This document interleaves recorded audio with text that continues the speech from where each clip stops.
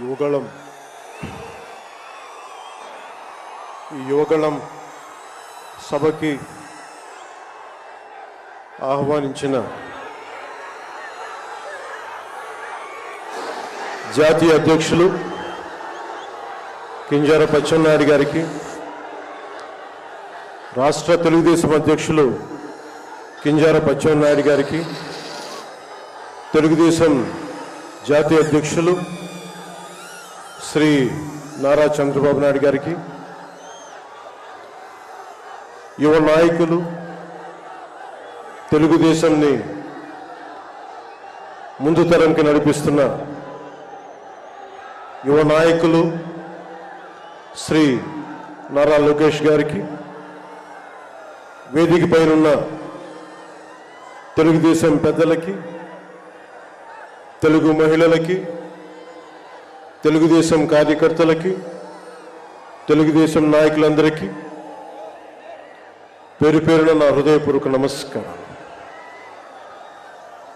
ఈ వేదిక పైన ఉన్న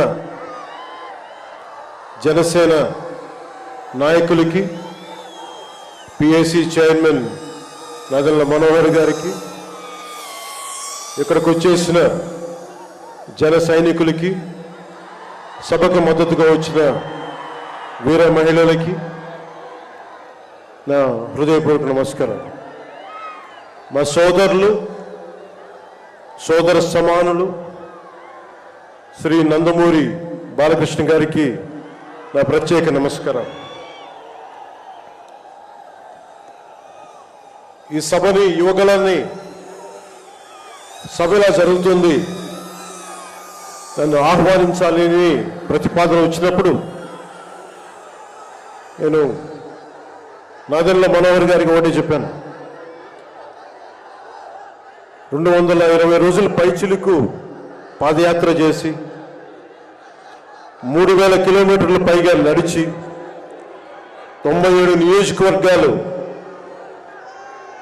ప్రత్యక్షంగా అక్కడున్న ప్రజల కష్టాలన్నీ, సాధక బాధలు తెలుసుకొని, ఇది లోకేష్ గారి రోజు, ఇది ఆయన రోజున ప్రత్యేకించి ఆయనే ఉండాలి తప్ప ఇంకా వేదిక పైన నేను ఉండడం సబబా అంటే కాదు, మీరు ఖచ్చితంగా ఉండాలి అని లోకేష్ గారు మనస్ఫూర్తిగా నన్ను ఆహ్వానిస్తే 4 దశాబ్దాల సుదీర్ఘ అనుభవంతో ముఖ్యమంత్రిగా, ప్రతిపక్ష నాయకులుగా శ్రీ నారా చంద్రబాబు నాయుడు గారు ఆహ్వానం మేరకు మనస్ఫూర్తిగా నేను ఈ ఆహ్వానాన్ని మన్నించి ఇక్కడికి వచ్చాను. పాదయాత్ర జగన్ గారి పాదయాత్ర లాంటిది కాదు, ఇది బొగ్గలు మీరే పాదయాత్ర కాదు, ఇది కష్టాలు తెలుసుకున్న పాదయాత్ర, మాటలతో ఉన్న పాదయాత్ర కాదు, చేతలతోటి చూపించే పాదయాత్ర.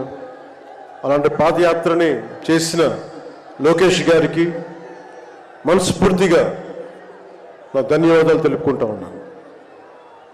ఒకసారి నాకు పాదయాత్ర చేస్తున్నప్పుడు చాలా అసూయ ఉంటుంది. నేను నడుద్దామంటే నాకు నడవనిచ్చే పరిస్థితి ఉండదు. పాదయాత్ర వల్ల చాలా అనుభవాలు ఎదురవుతాయి, చాలా మందితో సాధక బాధలు తెలుసుకోవచ్చు, కష్ట సుఖాలు పంచుకోవచ్చు. అలాంటి అవకాశం నాకు లేనందుకు ఈరోజు నాకు చాలా బాధగా, అలాంటి నాకు రాని అవకాశాన్ని లోకేష్ గారు దిగ్విజయంగా చేయటం, పూర్తి చేయడం నాకు చాలా ఆనందంగా ఉంది. మన ఆంధ్రప్రదేశ్ స్ఫూర్తి భారతదేశానికి చాలా కీలకమైనది. ఈ రోజున భాషా ప్రయుక్త రాష్ట్రాలు ఏర్పడ్డాయి అంటే పుట్టి శ్రీరాములు గారి బలిదానం, త్యాగ ఫలితం. ఆయన స్ఫూర్తి వల్ల ఈ రోజున మనకి భాషా ప్రయుక్త రాష్ట్రాలు ఏర్పడ్డాయి. సో భారతదేశానికి మనం చాలా స్ఫూర్తినిచ్చిన నేల ఇది. అలాగే ఐఏఎస్లు, ఐపీఎస్లు ఉమ్మడి ఆంధ్రప్రదేశ్కి రావాలని ఉవ్విళ్ళూరేవారు. ఈ ఐఏఎస్ అకాడమీల్లో, నైనిటాల్లో ఉండే అకాడమీస్లో ప్రతి ఐఏఎస్ అధికారి చెప్పేది ఆంధ్రప్రదేశ్ ఒక మోడల్ స్టేట్, అది అక్కడికి వెళ్ళాలి. ఈ రోజున అలాంటి ఆంధ్రప్రదేశ్ ఎందుకు వెళ్ళకూడదో ఆ మోడల్ కింద అయిపోయింది ఈ జగన్ గారి నాయకత్వంలో. నేను చంద్రబాబు గారు జైల్లో అన్యాయంగా పెట్టినప్పుడు నాకు చాలా బాధ కలిగింది.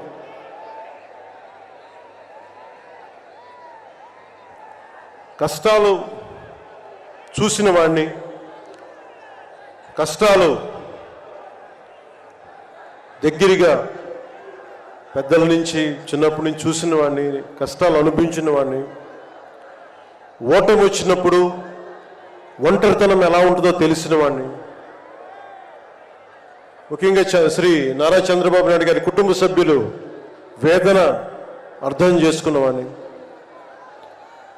శ్రీమతి భువనేశ్వరి గారి బాధని దూరం నుంచే అర్థం చేసుకున్నవాడిని. నేను ఏమి ఆశించి మద్దతు ఇవ్వలేదు. మనిషి కష్టాల్లో ఉన్నప్పుడు నా వంతు సాయంగా ఉండాలి అని చెప్పి బయటికి వచ్చి రాజమండ్రి జైలు వారిని మాట్లాడి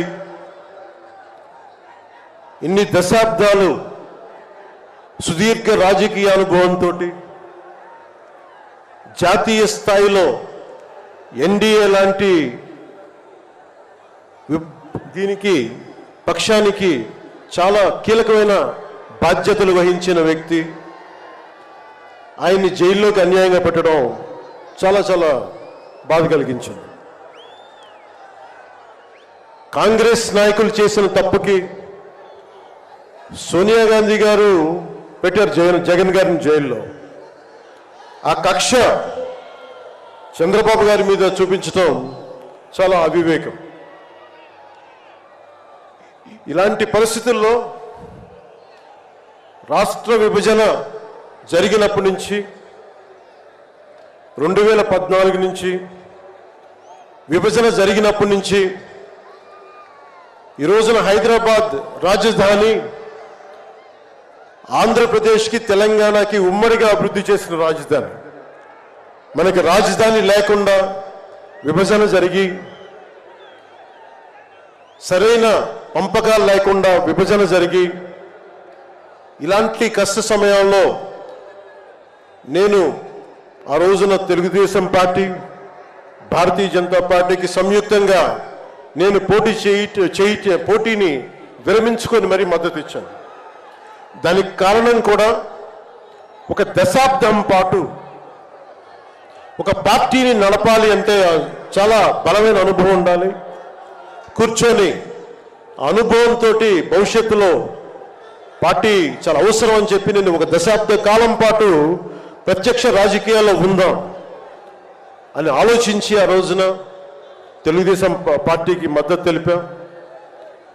ప్రభుత్వం వచ్చింది ఆ రోజున.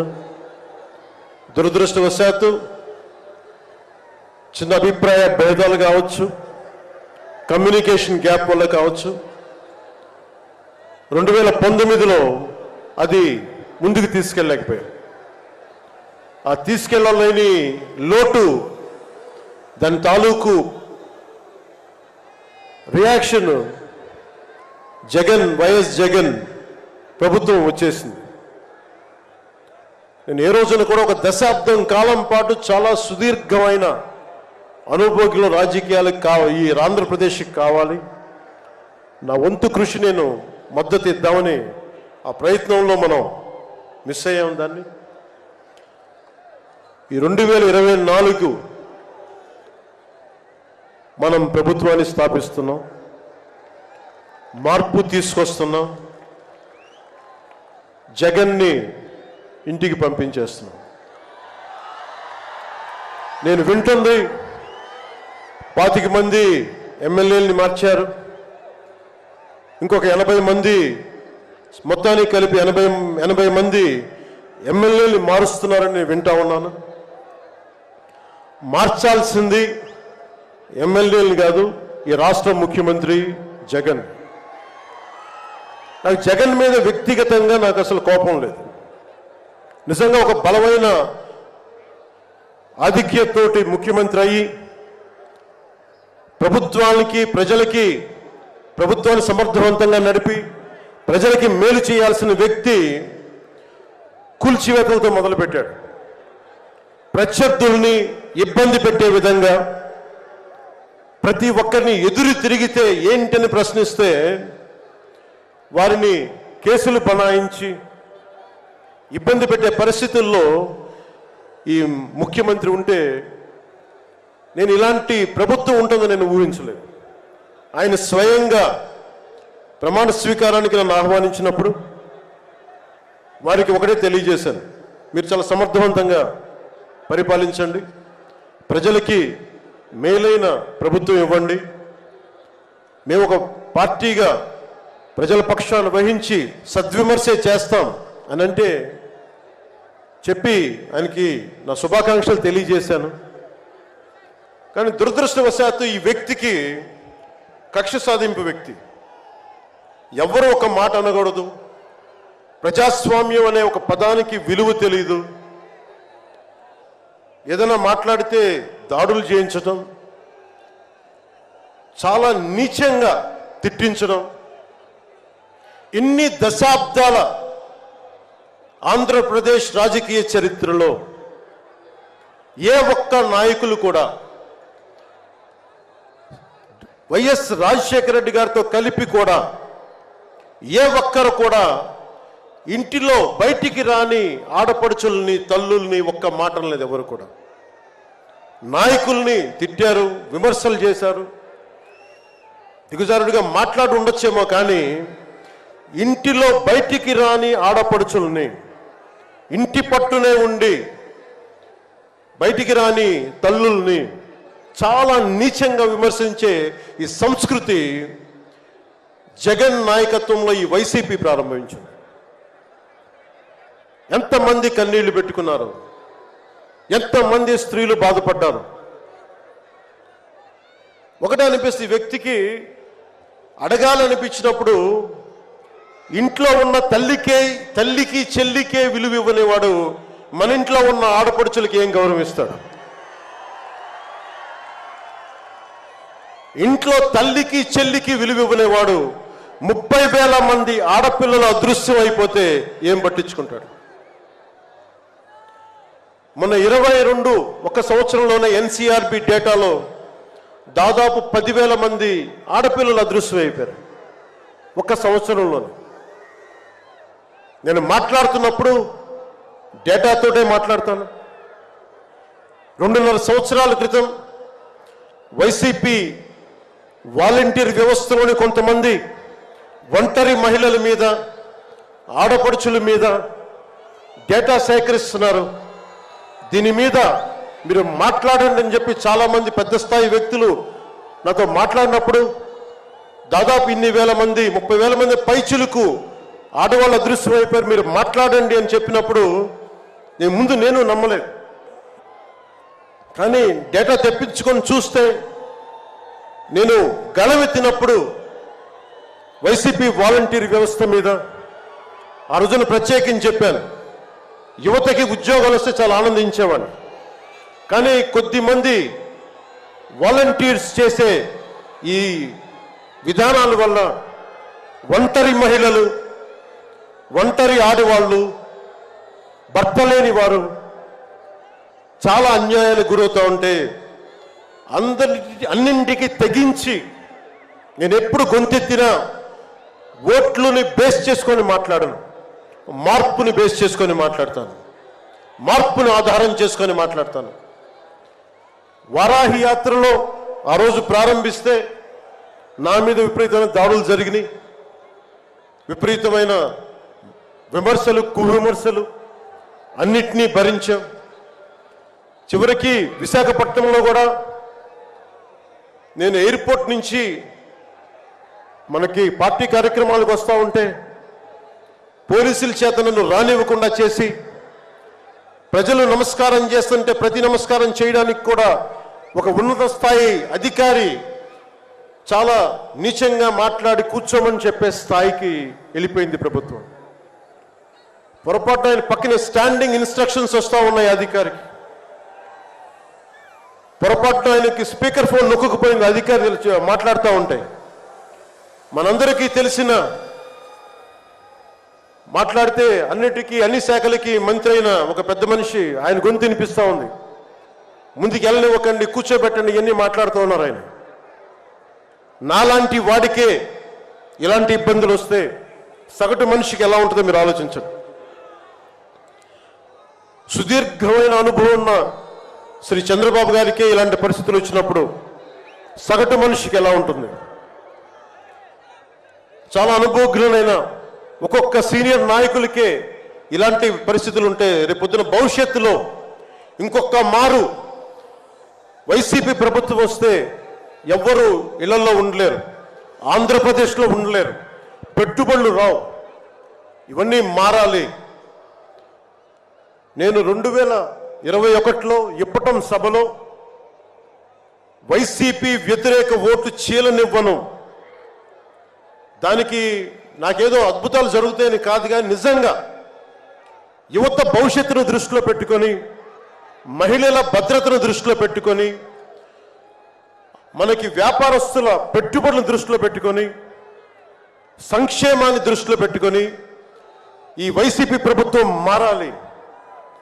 వైసీపీ వ్యతిరేక ఓటు అన్నీ కలిపి ఏకతాటిపై ఒక ప్లాట్ఫామ్ పైన రావాలని చెప్పి ఆ రోజు నేను కన్నా కోరిక, నా ఆలోచన ఈ రోజున మన ఉత్తరాంధ్రలో యువగలంలో ఈ విధంగా కనిపిస్తున్నప్పుడు ఒకవైపు తెలుగుదేశం నాయకులు, ఇంకోవైపు జనసేన నాయకులు, దానికి మద్దతుగా మీరందరూ రావడం నాకు నిజంగా చాలా ఆనందం కలిగిస్తుంది.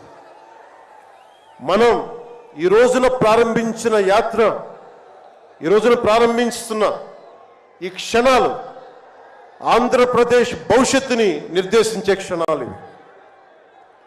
ఆంధ్రప్రదేశ్ భవిష్యత్తుని మనకి చాలా బలంగా నిర్దేశించే క్షణాలు.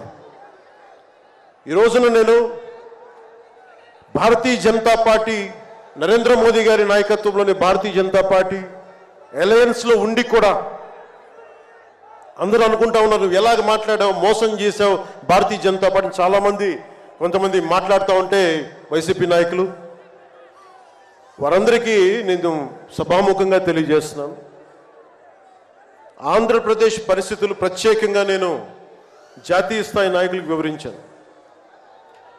వారికి వివరించి నాకు వేరే దారి లేదు. నాకు రోడ్డు మీద తిరుగుదామంటే కేసులు పెడతా ఉన్నారు, ప్రజాస్వామ్యబద్ధంగా గళం విప్పుదామంటే కేసులు పెడతా ఉన్నారు, వ్యవస్థల్ని నిర్వీర్యం చేస్తూ ఉన్నారు. ఒక చిన్నపాటి సినిమా టికెట్లకు కూడా కూర్చోబెట్టి మొత్తం చీఫ్ సెక్రటరీ దగ్గర నుంచి ఎంఆర్ఓల దాకా వాడి ప్రజా వ్యవస్థలను దుర్వినియోగం చేస్తూ ఉన్నారు. నాలాంటి వాడికి సమస్యలు ఉన్నప్పుడు భవిష్యత్తులో ఆంధ్రప్రదేశ్ అంధకారానికి గురవుతుంది. దయచేసి మీరు ఈ గఠబంధన్ని, ఈ పొత్తుని మీరు మనస్ఫూర్తిగా మీ బ్లెస్సింగ్ కావాలి అని చెప్పి నేను అమిత్ షా గారికి తెలియజేశాను. వారు ఎంతవరకు ఒప్పుకుంటారో నాకు తెలియదు, కానీ నా మొదటి ఆఖరి ప్రయత్నం కూడా ఆంధ్రప్రదేశ్ భవిష్యత్తు బాగుండాలి అంటే ఎక్కడి నుంచి మనుషులు రారు, మన భవిష్యత్తుని మనమే నిర్మించుకోవాలి, మనమే కొట్లాడాలి.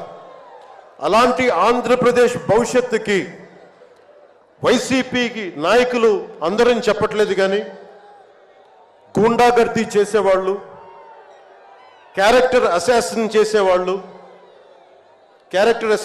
చేసేవాళ్ళు, ఆడపడుచుల్ని అగౌరవపరిచేవాళ్ళు, వీరందరికీ సభాముఖంగా చెప్తున్నాం, ఇది ఈ రోజున మేము ఎన్నికల పొత్తు చాలా కీలకమైంది. మనం కనుక ఈ పొత్తు పెట్టుకోకపోతే భవిష్యత్తులో రోడ్ల మీదకి వచ్చి కర్రలు కత్తులు పట్టుకొని వైసీపీ గూండాలతో కొట్లాడాల్సి వస్తుంది. నేను కేంద్రంలో ఇదే చెప్పాను, ఈ రోజున కనుక మనం ఈ పొత్తును పెట్టుకోకపోతే నాతో సహా వైసీపీ గూండాలని ఎదుర్కోవడానికి ఒక కర్రో కత్తో పట్టుకొని మేము కూడా రోడ్ల మీదకి వచ్చి మేము వీధి గొడవలు క్రియేట్ చేసుకు మేము వచ్చి రక్షించుకోవాల్సి వస్తుందని చెప్పి నేను ప్రత్యేకించి కేంద్ర నాయకత్వానికి చెప్పాను. ఎందుకంటే భవిష్యత్తులో ఇంకొకసారి వైసీపీ వస్తే నేను 2019లో కూడా చెప్పాను, ప్రతి కొండని కోనని వీళ్ళు దోచేసుకుంటారని. వీరికి ప్రజాస్వామ్యం మీద గౌరవం లేదు వీరికి. అందుకని ప్రత్యేకించి ఈ పొత్తుని సాధ్యమైనంత ఎక్కువ కాలం ఉంటే ఆంధ్రప్రదేశ్ భవిష్యత్తు నిలదొక్కునే వరకు ఇది ఉండాలి పొత్తుని మనస్ఫూర్తిగా నేను ఆకాంక్షిస్తున్నాను. నేను భవిష్యత్తు నేను కూర్చునేది రోడ్లు కానీ సోదరులు లోకేష్ గారు చెప్పారు, జనసేన ఆలోచన విధానంతో మేమందరం మాట్లాడుకున్నాం. భవిష్యత్తులో ఉమ్మడి మేనిఫెస్టో కూడా రిలీజ్ చేస్తాం. దాంట్లో ముఖ్యంగా నేను చెప్పదలుచుకుంటుంది ఇన్ఫ్రాస్ట్రక్చర్, రోడ్లు కానీ, హెల్త్ కేర్ కానీ, primary health care centres, secondary health care centres, tertiary health care centres, అలాగే మనకి యువతకి ఉపాధి అవకాశాలు, గవర్నమెంట్ ఎంప్లాయీస్కి సిపిఎస్ రద్దు మీద ఎలాంటి నిర్ణయం తీసుకోవాలి, రెబీరో గారు పెట్టినట్టుగా పోలీస్ రిఫార్మ్స్ ఇంప్లిమెంటేషన్, అలాగే టీచర్లకి ఉద్యోగాల భర్తీ, రైతులు, కౌలు రైతులు, ఉద్యానవన రైతులు, సెరికల్చర్ రైతులు, ఆక్వా రైతులకి లాభసాటిగా ఎలా ఉండాలి, ప్రభుత్వ పాఠశాలలు, సంక్షేమ హాస్టల్ స్థితిగతుల్ని ఎలాగ మార్చాలి, అంగన్వాడీ కార్యకర్తలకు ఎలాగ ఉండాలి, అండగా ఉండాలి, పంచాయతీల్ని ఎలా బలోపేతం చేయాలి, మత్స్యకారులకి, గిరిజనులకి, దళితులకి ఎలాంటి పథకాలుంటే వారి జీవితాలు మరింత మెరుగవుతాయి, అలాగే చేనేత కార్మికులకి ఎంత అండగా ఉండాలి, వైద్యం అందుబాటులోకి ఎలా తీసుకురావాలి, సంఖ్యాబలం లేని బీసీ కులాలకి ఎంత అండగా ఉండాలి, వీటన్నిటి మీద చాలా లోతైన ఒక ఎక్సర్సైజ్ చేస్తూ ఉన్నాం. దీన్ని బేస్ చేసుకొని ఒక ఉమ్మడి కార్యాచరణకు, ఉమ్మడి ప్రణాళిక నారా చంద్రబాబు గారు మేము కలుసుకొని వచ్చే ఇలాంటి పెద్ద సభలో, రానున్న పెద్ద సభల్లో ఒకటి సంయుక్తంగా దీన్ని రిలీజ్ చేస్తాం. ఈరోజు నేను ప్రత్యేకించి నా మాటని, ఇది లోకేష్ గారి రోజు కాబట్టి, ఆయన కష్టపడి ఆయన రోజు కాబట్టి నేను నా ఉపన్యాసాన్ని కుదించే మాట్లాడుతున్నాను. ముగింపు వాక్యాలుగా నేను మాటకి, మైత్రికి చాలా విలువనిస్తాను. కష్టాలు వస్తే ఒంటరితనం ఎలా ఉంటుందో అనుభవం ఉన్నవాడిని. తెలుగుదేశం ఆది నాయకులు కొండంత కష్టంతో ఉన్నప్పుడు వారు, వారి కుటుంబం, వారి పార్టీ కార్యకర్తలు, వారి పార్టీ నాయకులు మీరు కొండంత కష్టంలో ఉన్నప్పుడు నేను అర్థం చేసుకున్నవాడిని. వ్యక్తి ప్రయోజనాలు, వర్గ ప్రయోజనాలు, పార్టీ ప్రయోజనాలు అన్నిటినీ దాటి ఒక తోటి మనిషిగా, ఒక సాటి మనిషిగా నేను మీకు అండగా నిలబడ్డాను. దాన్ని ఏమి ఆశించి చేయలేదు. నేను ఆశించిందల్లా 5 కోట్ల మంది ఆంధ్రప్రదేశ్ ప్రజల భవిష్యత్తుకి బలంగా నిర్మించడానికి మనం సంయుక్తంగా కలిసి రావాలని ఒక ఆలోచన తప్ప నేను ఏ ఆలోచన పెట్టుకోలేదు. ఈ మైత్రి,